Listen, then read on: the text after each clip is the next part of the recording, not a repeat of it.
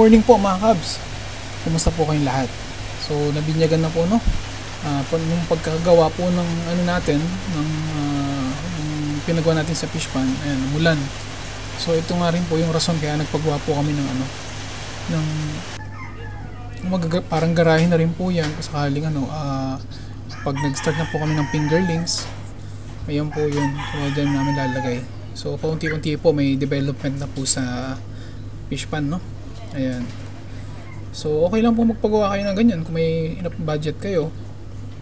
So ito, gusto lang namin pong i-share no, yung nag-start po sila magtrabaho nung August 15. Tapos natapos po yun ng August 26. Kahapon po natapos na po siya.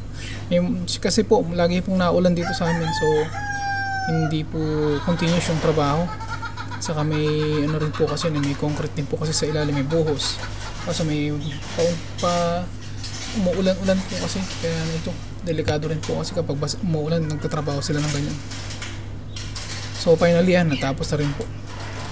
So bakal po yung pinano namin para matagal po yung ano, yung pang heavy duty na rin no. Ayan. Steel frame. Tapos yung yero po niya, yun yung ano, long span po ating tawag niyan. Hindi po ganun ka alam sa mga ano, construction materials, pero may idea na rin po ako. Ayan. Ayan, so okay naman po yung pagkakagawa nila. Ayan, kung makikita nyo matibay naman po. So pang long term na po yan eh. So kung magpapagawa kayo, ganda nyo, i-budgetan nyo na, para kasi plano namin dyan kahoy lang, pero naisip po namin pang matagalan na, kasi ganun din naman eh, magdadagdag ka lang ng konti, di ano yun na, lubos-lubosin nyo na. Ayan. So ang plan namin dyan, para makapag-start naman ng fingerlings, kaya naglagay po kami ng ganyan. Ayan po, dyan namin ipipwesto yung mga fingerlings saka yung mga breeder. Kailangan po kasi may cover eh, para at least hindi po direct sunlight no. Ayan. Mabilis lang po yung ano, yung paglalagay ng roofing. Umabot lang po ng ano yan eh, 3 hours yung paglalagay po nila. Ayan. Welding. Naka-welding po siya, tapos naka-rivet po yung ano, yung yero. Ayan.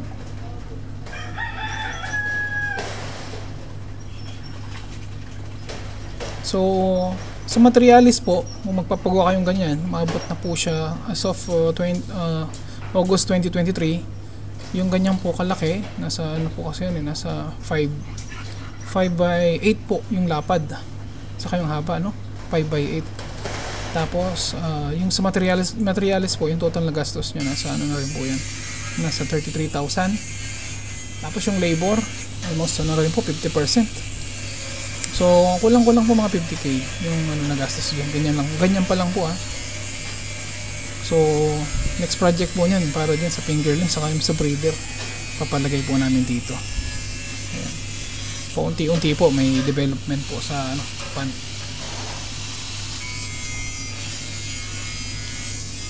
Ayan. Maliit lang din po yung ano namin, yung fish pan. So ayan po, gusto lang namin po talagang i-share yan. Ayan, malinis po yung pagkakagawa nila. Pag kasi may harvest, kaya sumuulan, ang hirap po kumilos, tapos biglang init. So kaya nagpagawa na rin po kami ng ganyan. Ayan. So may mga manok din po kami sa kalapate.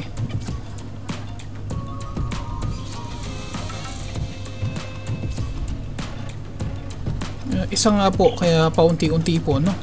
Kung hindi naman kaya, kung ano lang yung ano ng budget, paggawa nyo.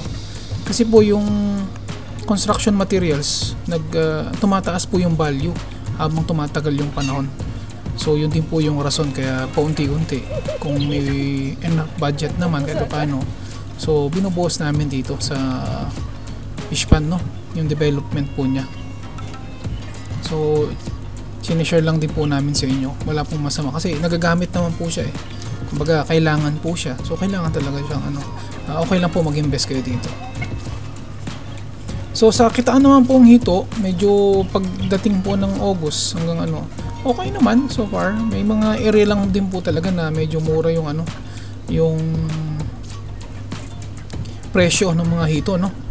So marami pong pwedeng pasukin na business sa paghihito na nasabi na rin po na ano ko na rin po yan sa mga nakaraang video, no.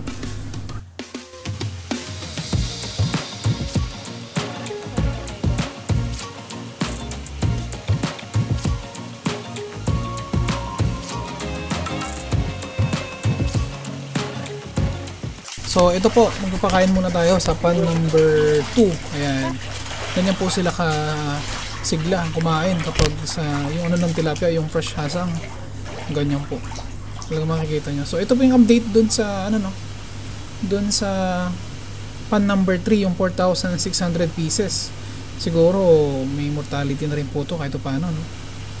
Ayan, hindi na nung pagdating po niyan, hindi na po kami nakapaglagay ng ano, Nitrofix since ano, August 4 hanggang kahapon po, hanggang up to date hindi pa po kami nakapag, pero kapag order na po kami online. So okay naman po sila, pero hindi po talaga advisable, no, na hindi maglagay. Minsan po kasi yung bacteria, kapag nagka-bacteria po, no, makikita nyo po dun sa kondisyon ng hito. Minsan makikita nyo medyo naninilaw po. So it's a time po na hindi kailangan maglagay na rin po kayo ng asin, maglagay na rin po kayo ng Nitrofix with odor fixer, with molasses. So yun po yun, kailangan po talaga siya at least once a week. Sa condition po ng mga hito, no, makikita nyo, lalo na kapag ano, 3 days o kaya 4 days kayong hindi nagpapalit kung sakali. Ito po kasi wala ng aerator. Magsimula po nung linagay namin yung fingerlings, wala pong aerator to, as in malapit na po sila mag-isang buwan. Okay naman po yung mortality, okay naman, hindi naman po madalas yung mortality. Minsan sa isang linggo po siguro mga 5 or 10, mga ganun po yung ano, yung mga mabibilang sa mortality sa fingerlings. Pero may pasobra naman po kasi, kaya okay lang. So yun lang po siya, water lily, walang Nitrofix. Hindi na po kami nakapaglagay kasi nag-order pa lang po kami sa online, pero naglalagay po talaga kami. Ayan, ayan, nakikita nyo, masisigla po sila. So yung ano po pala, i-share ko lang, kung alam nyo po yung kailangan marunong po kayo mag-check ng parameters po, no, ng water. Usually dalawa lang naman yung pinaka main dyan, yung nitrate saka ammonia. Nitrate yan, medyo toxic po kasi mga yan eh. Yung kunyari pinakain nyo sila ng feeds, okay, based lang din po to sa study, no, saka sa research, saka yung mga naka-experience na. Kunyari nagpakain po kayo ng feeds, so syempre yung feeds na pinakain nyo, makakonvert yung iba doon sa isda sa protein, tapos yung iba waste, okay. So syempre ilalabas yon. Ngayon yung waste na yon, pag nagsama-sama po sila, mag-create po ng ammonia. Yun po yung ano, mga tae nila, yung mga waste ng hito. Ngayon, pag sumama po yun, nagkaroon na ng bakterya, nagiging nitrate na. Kumbaga masyado ng ano, kunyari, di kayo nagpalit ng siguro mga 4 days o kaya 1 week na. So nagki-create po ng ano, nagkakaroon na ng bakterya, yung nitrate. So yun po yung magiging kalaban nyo. Mawawala na silang appetite, mawawala ng gana. So kung kailangan nyo pong gawin nun, ang unang-una, magpalit kayo ng tubig at least 80%. Huwag nyo munang biglain, 80% palit ng tubig, fresh water. Tapos pwede rin po kayo magbubod ng konting asin. Okay, sa 4x3 magbubod kayo ng mga 1 kilo, okay na po yun pagbago yung tubig, no. Tapos maglagay po kayo ng mga halaman.